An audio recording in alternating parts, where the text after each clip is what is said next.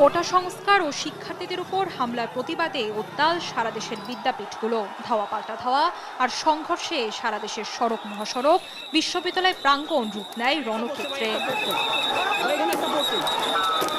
মঙ্গলবার দুপুরে রংপুর বেগম রোকেয়া বিশ্ববিদ্যালয়ের মূল গেটে অবস্থান নেয় কোটা আন্দোলনকারীরা। এ সময় বিক্ষোভ মিছিল নিয়ে এগোলে বাধা দেয় পুলিশ। মুহূর্তেই পাল্টে যায় পরিস্থিতি। দফায় দফায় চলে কোটা বিরোধীদের সঙ্গে পুলিশের ধাওয়া পাল্টা ধাওয়া, টিয়ারশেল নিক্ষেপ।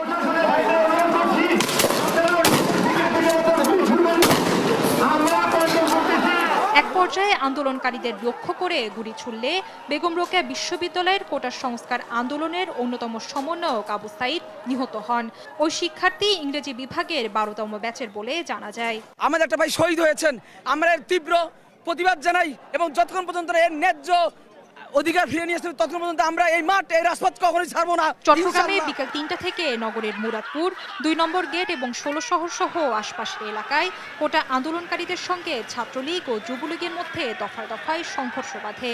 এ সংঘর্ষে নিহত হন চট্টগ্রাম কলেজের শিক্ষার্থী ওয়াসিম সহ ২ জন। এ সময় আহত হন আরও অনেকে। এদিকে মঙ্গলবার বিকেল ৩:৩০টার দিকে রাজশাহী বিশ্ববিদ্যালয়ের বঙ্গবন্ধু শেখ মুজিবুর রহমান হলে ঢুকে ব্যাপক ভাঙচুর চালায় দুর্বৃত্তরা।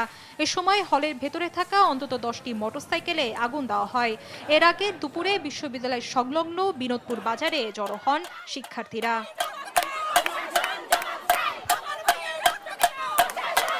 বিকেল ৩টায় বগুড়ায় বিক্ষোভ মিছিল নিয়ে আন্দোলনকারীরা সাতমাথায় অবস্থান নিয়ে ছাত্রলীগ কর্মীদের সঙ্গে সংঘর্ষ বাধে। প্রায় ৩ ঘণ্টা ধরে চলা এই সংঘর্ষে কার্যত রণক্ষেত্রে পরিণত হয় ওই এলাকা।